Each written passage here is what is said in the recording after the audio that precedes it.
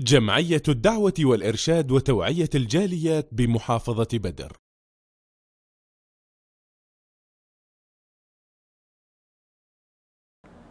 الحمد للہ رب العالمین والصلاة والسلام علی اشرف الانبیاء والمرسلین اما بعد. محترم سامعین و ناظرین، موت ایک اٹل حقیقت ہے.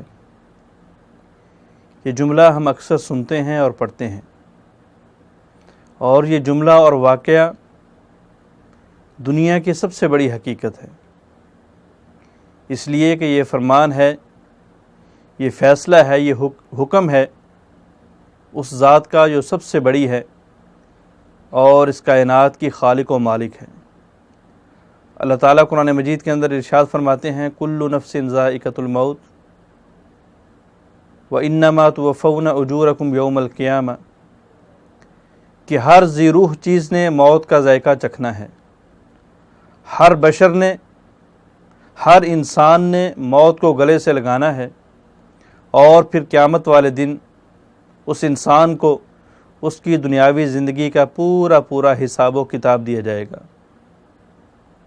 اور دوسری جگہ پہ اللہ رب العالمین نے ارشاد فرمایا، اینما تکونوا یدرککم الموت ولو کنتم فی بروج مشیدہ، کہ تم جہاں پہ بھی ہوئے، جس جگہ پہ بھی ہوئے، تم کو موت آ لے گی، تم کو موت پا لے گی، تمہارے پاس موت پہنچ جائے گی، اگرچہ تم مضبوط قلعوں کے اندر کیوں نہ ہو، اگرچہ تم بڑے بڑے ہسپتالوں کے اندر اور بڑے بڑے ماہر ڈاکٹروں کے جھرمٹ میں کیوں نہ ہو، موت پھر بھی تم کو پا لے گی. موت کتنی بڑی حقیقت ہے، صرف ایک روایت بخاری کی آپ کے سامنے پیش کرتا ہوں. حضرت ابو ہریرہ رضی اللہ تعالیٰ عنہ فرماتے ہیں کہ جب اللہ رب العالمین نے موت کے فرشتے کو حضرت موسیٰ علیہ السلام کے پاس بھیجا، موسیٰ علیہ السلام نے اس کو تھپڑ مارا، اس کی آنکھ پھوڑ دی. وہ واپس اللہ کے پاس پہنچا اور کہا کہ یا اللہ، جس شخص کے پاس تو نے مجھ کو بھیجا تھا وہ موت کو نہیں چاہتا. تو اللہ رب العالمین نے کہا، جاؤ اس کو جا کے اختیار دو، بولو کہ تم کسی بیل، کسی گائے کے اوپر اپنا ہاتھ رکھو، جتنے بال تمہارے ہاتھ کے نیچے آئیں گے اتنے سال تمہاری عمر بڑھا دی جائے گی. جب یہ آفر موسیٰ علیہ السلام کو پیش کی گئی، موسیٰ علیہ السلام نے پوچھا، اے اللہ اس کے بعد کیا ہوگا؟ فرمایا پھر موت ہے. فرمایا فالآن، اے اللہ اگر پھر بھی موت ہے تو پھر مجھے موت ابھی قبول ہے، مجھے موت ابھی چاہیے. یہ روایت، یہ واقعہ دلالت کرتا ہے اس چیز کے اوپر کہ موت آ کر کے رہنی ہے. اگرچہ آیات، اگرچہ فرامین اللہ، فرامین رسول اس چیز کے اوپر دلالت کرتے ہیں، بہت زیادہ ہیں، شواہد موجود ہیں، لیکن اگر اللہ رب العالمین کے محبوب پیغمبر موسیٰ علیہ السلام کے اس واقعہ کو لیا جائے تو پتہ چل جاتا ہے کہ موت آنی ہی آنی ہے، موت کے بغیر کوئی چھٹکارا نہیں ہے. اس لیے ہر مومن کو، ہر مسلمان کو موت کی تیاری کرنی چاہیے. حضرت ابن عمر رضی اللہ تعالیٰ عنہ فرماتے ہیں کہ میں اپنی والدہ کے ساتھ اپنے گھر کو درست کر رہا تھا، گھر کی دیوار بنا رہا تھا. رسول کائنات علیہ السلام کا گزر ہوا. پوچھا، ابن عمر کیا کر رہے ہو؟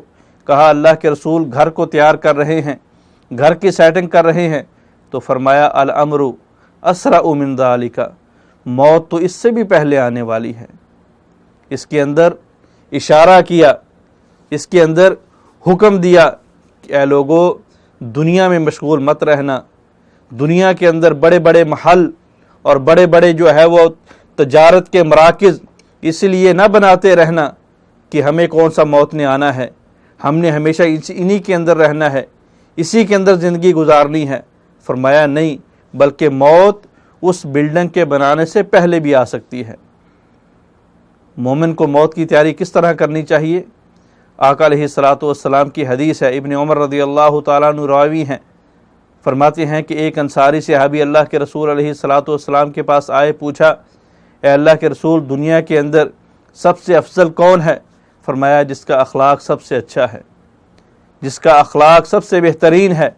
فرمایا، دنیا کے اندر سب سے عقل مند کون ہے، دانا کون ہے؟ تو آقا علیہ السلام نے فرمایا، دنیا کا سب سے عقل مند ترین آدمی وہ ہے جو موت کو یاد کرتا ہے اور پھر موت کے بعد آنے والے مراحل کی تیاری کرتا ہے۔ آنے والے مراحل سے مراد جنت ہے۔ جنت کے حصول کے لیے، جنت کو پانے کے لیے، جنت میں جانے کے لیے وہ ایسے ایسے اعمال کرتا ہے جس سے اللہ راضی ہو کے اس کو جنت الاٹ کر دیں گے۔ اللہ ہمیں بھی موت کی فکر کرنے کی توفیق عطا فرمائے۔ السلام علیکم ورحمۃ اللہ وبرکاتہ۔